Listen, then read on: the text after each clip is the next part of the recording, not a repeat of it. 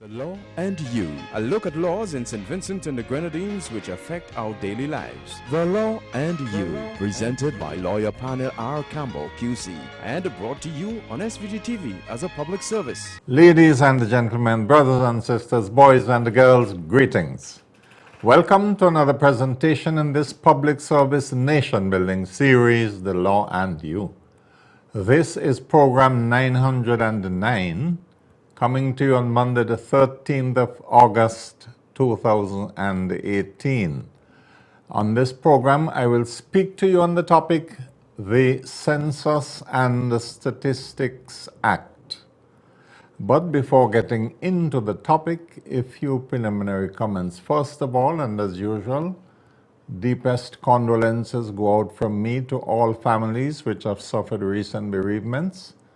And in that connection, the family of my late legal brother, Mr. Arthur Williams, has my deepest condolences. The brother would be laid to rest sometime in the not too distant future. The date has not been finalized, likely to be on Saturday, but that is not certain. But he was a titan at the bar, qualified with a bachelor's degree and master's degree in London, and has been one of the most senior members of the legal profession of St. Vincent and the Grenadines. He shall be greatly missed. Further afield, we heard on the weekend of the death of that great Caribbean author, Sir Vidya Naipaul, V.S. Naipaul, fondly remembered for a number of books, but I think the most known of his works was A House for Mr. Biswas, which students of Caribbean literature had to do for Cambridge School Certificate and I believe the CXC. Sir Vidya was awarded the Nobel Laureate among several other prizes, but he got the Nobel Laureate Prize for Literature in 2001 and is said to have written over 30 books. I have thoroughly enjoyed those of his novels which I have read, and I had to study A House for Mr. Biswas, Mystic Masseur, The Mimic Men Among the Believers, and so on and so forth. On a happier note, I am pleased to report that our good friend and spiritual brother, Bishop Cecil George Riley, is in the land. He has come for the August convention at the Freedom Hall Church of God, Reeves Level, a church with which I am associated through the youth group. The convention was opened last evening and will be closing next Sunday evening. And one of the highlights of this convention would be the visit that is intended to be paid to the brethren at Spring Village on Wednesday evening. So you in Spring Village, look out for the bishop and his team. Welcome to St. Vincent and the Grenadines once again, Bishop Riley, Lady Riley, other members of the delegation. And I do hope you have a spirit-filled time here with us, as usual. Okay, I want to get into the topic now. And I begin the topic by reading from the Gospel of St. Luke, chapter 2, verses 1 to 5. I will read first the King James Version. Then I will read the first two verses in the New King James Version edition. Luke 2:1. And it came to pass in those days that there went out a decree from Caesar Augustus that all the world should be taxed. And this taxing was first made when Cyrenius was governor of Syria. And all went to be taxed, everyone into his own city.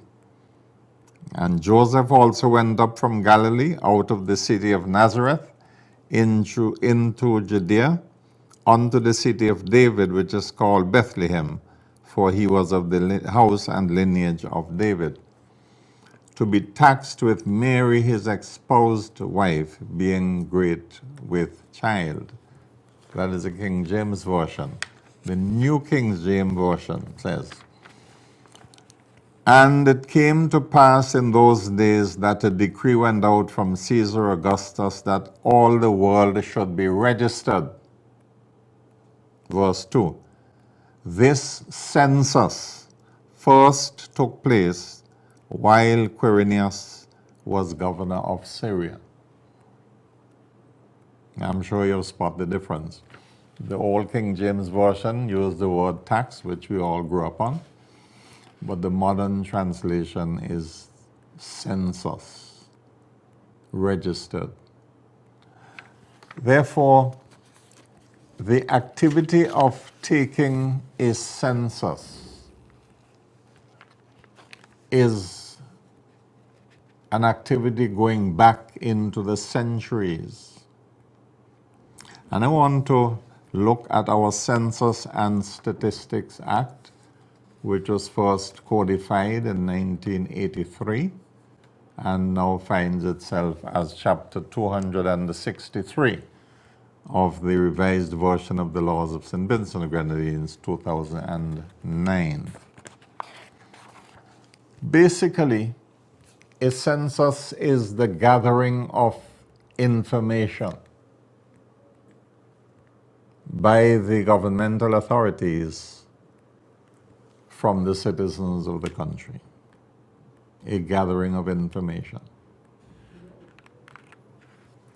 So it is basically a statistical exercise, deals with figures, with numbers.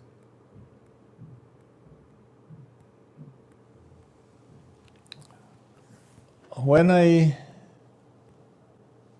graduated in Economics and Political Science from the University of Saskatchewan, 1968, incidentally, June this year marked 50 years, 50, since I got my first university degree, for which I thank the government and people of Canada. 50 years. When I graduated as a student of economics and political science, the science of economics was not as advanced as it is today. Because these days when I venture to read any serious text in economics, I feel I'm back to square one. The world has changed in so many ways. But when I started studying the subject, I was made aware that the science of economics is totally dependent on the science of statistics, numbers, figures. Indeed, for those of us who are not too good at maths in the grammar school, and I was not good at maths, I plodded through my weary way, assisted by my good friend Diaz, the son of the former Attorney General, who lived in the house right at the grammar school. Next to the grammar school, there was the Attorney General's residence, and just a few feet away was the bottom of the grammar school building, the wooden building. Those days, the top building had not been erected as yet. And Basil Diaz, as near as he lived, in fact, he lived practically in the schoolyard, found himself late coming to school on several mornings. But Basil is the one who helped me understand geometry. Algebra was a tough subject.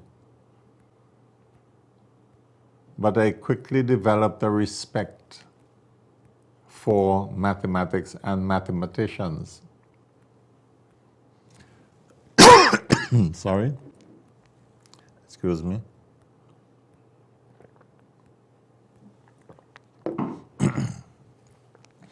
In my economics course, had to study the calculus, advanced mathematics, and econometrics, which is pure mathematics. Now, without the figures, without the statistics, economists are not able to build models, and government planning departments are not able to plan properly unless they have facts and figures to guide them. And you will find that the foundation of any strong government rests upon a strong statistical department. The statistical department is not only a crucial department in the governmental structure, it is indispensable. Without facts and figures, budgets cannot be properly crafted and organized, and governments have no way of testing the effectiveness of their policies. Therefore, statistics are needed to inform the making of government policies, to test the effectiveness of those policies, and to gauge their overall efficacy in the scheme of things. And I want to salute the personnel in our statistical department who must still be feeling the loss of one of their stalwarts not too long ago, and congratulate them for what they are doing. Now, the statistical department is not operating by guess. They are operating in accordance with the law, and it is that law that I wish to discuss briefly with you in this program, the Census and Statistics Act. We all know what a census is, in that every 10 years, people go around and ask us questions about this, that, and the other, and we give them answers, and then a year or two later, the government publish the figures, starting with how many people there are in the state and various categories and things about employment and all the sectors of the economy. But this law doesn't deal with the census alone. That is why it is called the Census and Statistics Act. In that, the law authorizes the government to collect information from its citizens on anything that the government wants information on. And there's a particular kind of information which is now being sought, which governments in the OECS are obliged to collect and to prepare reports. That exercise is called the Country Poverty Assessment exercise. And it is taking place right now as I speak, as this program is being done. And on this program, I really want to encourage all of us, the citizens of this country, and non-citizens too, where it concerns them, to give our fullest cooperation to the persons who have been employed to go around and collect information from us about various matters. And I will show you just now that the law protects the information which you might give. The Act is not a long one. It sets out the interpretation. It sets out the setting up the statistical office and its duties. It enumerates the duties of the statistician. It empowers the government department to employ persons. And then in Section 6 of the Act, it deals with the oath of secrecy, and I want to read this for you.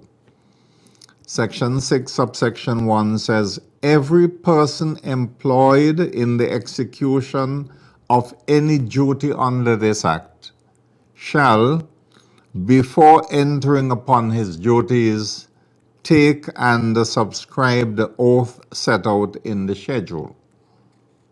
Subsection 2, the oath shall be taken before such person and returned and recorded in such manner as may be prescribed. And Section 7 of the Act gives the authority to appoint authorized officers. Section 8 deals with census, and Section 9 with statistics. And I want to read you Section 9, subsection 1. The office may, with the approval of the minister, and shall, whenever the minister so directs, collect statistics for St. Vincent and the Grenadines or any part thereof with respect to such matter as may be prescribed. Remember I said a while ago, whatever area that the government wants to collect statistics in, it has the legal authority to send out its officers to collect those statistics.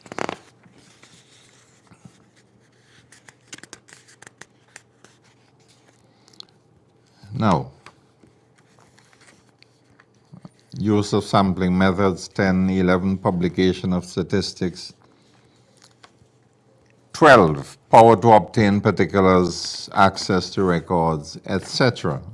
12.1, whenever census is being taken under Section 8 or statistics being collected under Section 9.1, an authorized officer may require any person from whom particulars may lawfully be obtained under this Act to supply him with such particulars as may be prescribed, or such of those particulars or such authorized officer may consider necessary or desirable in relation to the taking of such census or the collection of such statistics. And we therefore have, when I say we, I mean the citizens or residents, have a legal duty to provide information whenever information is requested by an authorized person. And if anybody comes to you purporting to be an officer of the statistical department, collecting statistics, you will be within your rights to ask them for an ID or some form of authorization. Because you never know when some malicious person may try to impersonate an official statistical officer and go around seeking to know people's business. And anybody who is genuinely carrying out duties will have no hesitation in producing their ID or letter of introduction or letter of authorization, as the case may be, to prove that such a person is indeed an authorized officer acting under the Act. Now, Section 13 is an important section. It is headed Powers of Entry, and it says, An authorized officer may at all reasonable times, for any purpose connected with A, the taking of a census, or B, the collection of statistics, enter and inspect any land and any premises other than a dwelling house. Subsection 2, the statistician shall produce proof of his appointment as statistician, and the person appointed an authorized officer shall produce his written appointment as an authorized officer before exercising the powers conferred under subsection 1, if required so to do by the owner, occupier, or person in charge of such land or premises. You would be told that the information you give would be protected, and that is quite correct. Section 14, is restriction on disclosure of information. And this is what it says. Except for the purposes of a prosecution under this act. A, no individual return or part thereof made for the purposes of this act. B, no answer given to any question put for the purposes of this act. C, no report, abstract, or other document containing particulars comprised in any such return or answer so arranged as to enable identification of such particulars with any person, undertaking, or business shall be published, admitted in evidence, or shown to any person not employed in the execution of a duty under this act, unless the previous consent in writing thereto has been obtained from the person making such return. And further down, section 15 provides a number of offenses.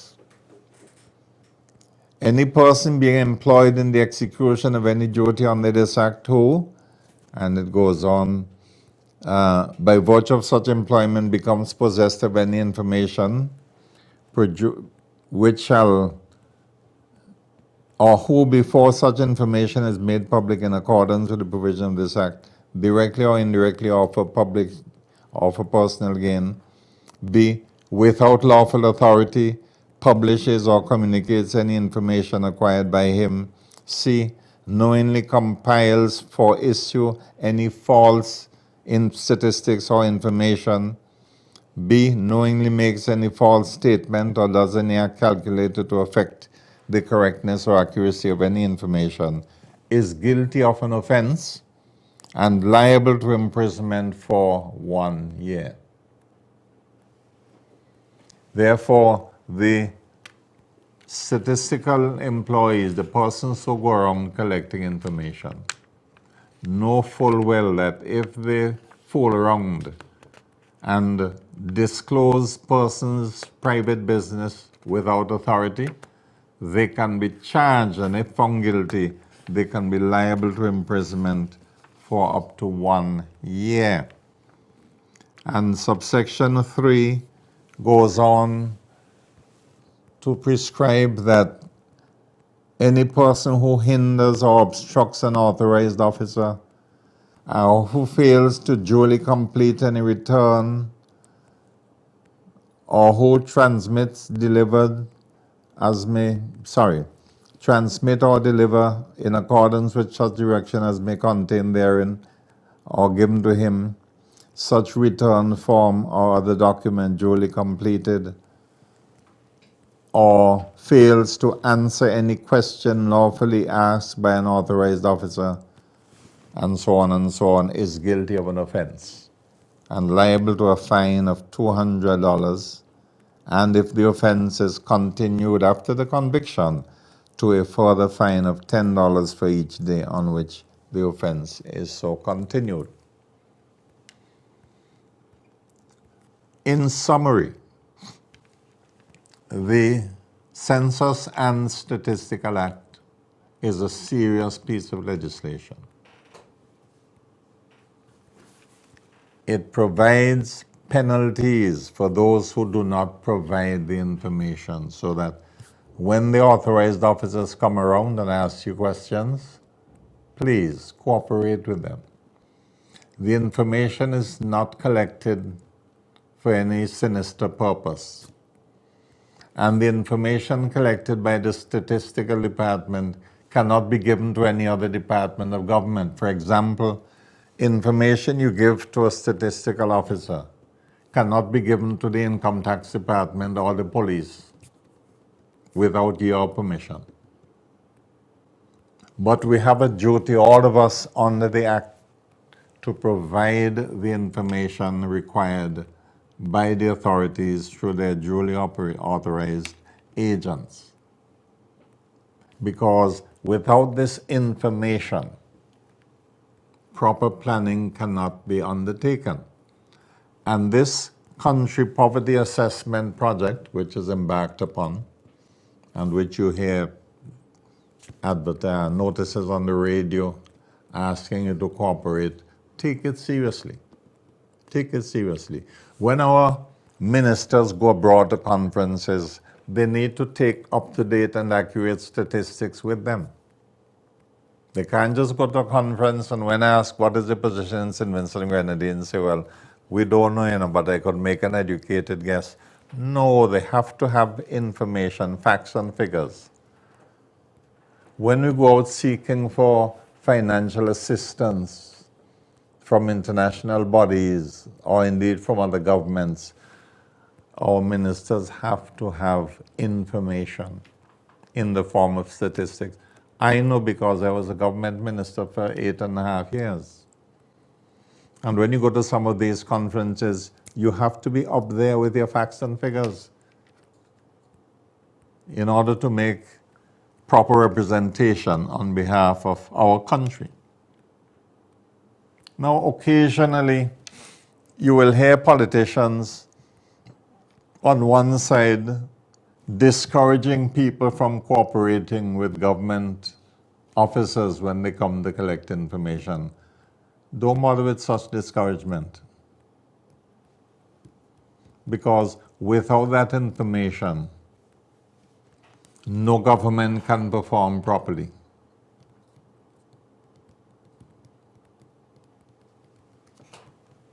But even basic to that, as I have shown you, it is against the law not to cooperate with the persons seeking the information. So when, or if anybody comes to you seeking information and telling you that they're part of the poverty assessment project, you can verify that they are who they say they are. And if you are satisfied that the person is genuine, please do your best to cooperate so that the information provided to the government could be as accurate as humanly possible. Okay? That is our civic duty and the duty of those visitors who may not be citizens of St. Vincent and Grenadines, but they may be asked questions as well once they are here for any length of time. All right, that is all for this program of The Law and You. I hope next week, Monday, DV, to deal as I usually do with students who are going abroad to study. You know, every year around this time before students go off, I usually give some tips and some hints and advice as to how our people should conduct themselves in other people's countries. So that program will be the topic for next week's Law and You program. All right? So, ladies and gentlemen, brothers and sisters, boys and girls, do have a pleasant week, and may the good Lord continue to bless us all.